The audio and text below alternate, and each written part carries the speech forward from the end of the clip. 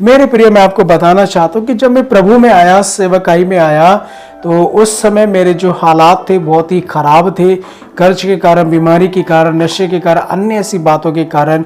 और जब मैं सेवकाई में आया तो मुझे किराए से जाना पड़ता था और कई बार ऐसे आउट गाँवों में जाना पड़ता था जहाँ पर कोई अच्छे साधन वाहन नहीं होते थे। और मुझे साइकिल चलाना, ये जाना मुझे पसंद नहीं था, क्योंकि मैं साइकिल चलाते हुए बहुत ही शर्माता था। क्योंकि प्रभु में आने से पहले जब मैं बिजनेस करता था, मैं बाइक चलाया करता था और मुझे बाइक चलाना, बड़े मोबाइल रखना, ये सब चीज़ें मुझे पसंद ही थी। तो मैं उसमें अपनी एक शर्म को महसूस करता था। लेकिन मैं एक पासवान के साथ में इलाहाबाद के अंदर, जिसका नाम अभी प्रयागराज है, वहाँ पर था। दोपहर में हम सुबह एक मीटिंग लेकर आए थे और दोपहर में हम लंच करके एक रूम में लेटे हुए थे। और जब वहाँ पर लेटे हुए थे, वो पासवान सो रहे थे, मैं भी सो रहा था, और मुझे एक आवाज़ आई, बेटा उठ, साइकिल चला और मशक्कत कर। इतना साफ आवाज मैंने सुना, बेटा उठ, साइकिल चला और मशक्कत कर। मैं उठा, देखा तो कोई भी नहीं है। मैंने सोचा पासवान ने बोला होगा, उनको आवाज लगाई, वो भी सोए हुए थे। मैं बड़ा इस बात को सुनकर हैरान हुआ कि ये बात। फिर मैंने अपने पास, वो जो साथ में पासवान थे, उनके साथ मैंने इस बात को शेयर किया। उन्होंने कहा ये आवाज परमेश्वर की थी, परमेश्वर आपको चाहता है कि आप साइकिल उठाओ और सेवा करो। उसके बाद, वहां से आने के बाद, मैंने अपने घर में आया और साइकिल को उठाया और गांव गांव में जाकर मैं सेवाकाई करने लगा।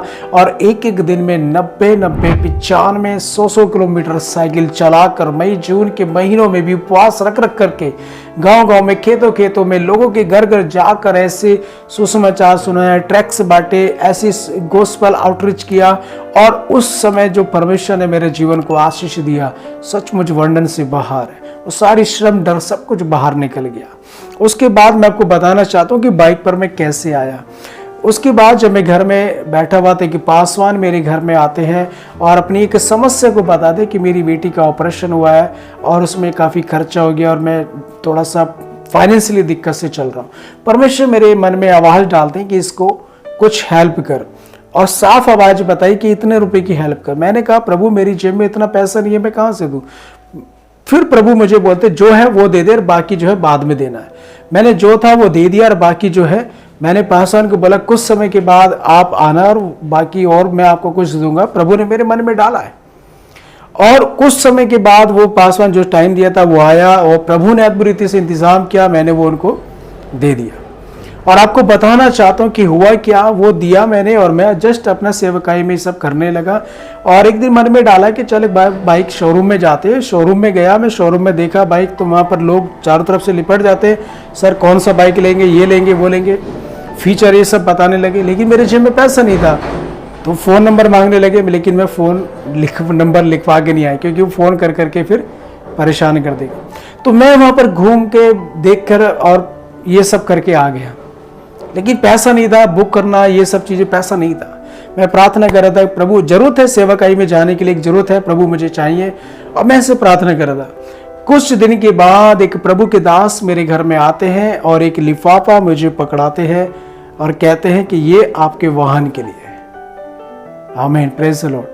प्रभु अद्भुत रीति से काम करता है। प्रभु अद्भुत रीति से रास्ते खोलता है हमारे लिए, लोगों से बात करता है, अद्भुत करता है परमेश्वर। अकाल के समय में एलिया को परमेश्वर कौवे के द्वारा रोटी और मांस दिया। वो परमेश्वर कुछ भी कर सकता है मेरे प्रिय, वो परमेश्वर महान परमेश्वर है। और मैं उस एनवेलप को लेकर को बहुत ही प्रभु को धन्यवाद किया, खुश हुआ, आनंदित हुआ। अगले दिन शोरूम में गया और जाकर बाइक को बुक किया और उसी दिन मेरा जो है बाइक घर में आ गया। पेपर वर्क सब कुछ उसी दिन कंप्लीट हो गया। परमेश्वर का धन्यवाद करता हूँ कि परमेश्वर अद्भुत रीति से अपने लोगों के जीवन में काम करता है, प्रार्थना को सुनता है। आमीन। तो परमेश्वर आपकी प्रार्थना को भी सुनेगा, परमेश्वर आपकी प्रार्थना को सुनता है। परमेश्वर में विश्वास के साथ आगे बढ़ते जाओ और देखो आपके जीवन में आप प्रतिफल, परिणाम को आप देख नहीं पाओगे। मैं इसलिए नहीं कह रहा कि मैंने कुछ दिया था तो इसीलिए मुझे कुछ लिफाफा मिला, नहीं। मैंने वहां पर परमेश्वर की आवाज को सुनकर परमेश्वर की आज्ञा का पालन किया, तो परमेश्वर ने मेरे लिए रास्ता खोल दिया कि बेटा तेरी ये जरूरत है, इसको मैं पूरा करूंगा। तूने मेरी आज्ञा पूरा किया, अब देख मैं तेरे लिए कुछ करूंगा। तो इसलिए मैं आपको बोलना चाहता हूं कि परमेश्वर की आज्ञा को पूरा करना कीजिए और देखिए आप अपने जीवन में परमेश्वर के प्रतिफल और आशीष को देखेंगे। परमेश्वर आप सभी को इस गवाही के द्वारा आशीष दे। जय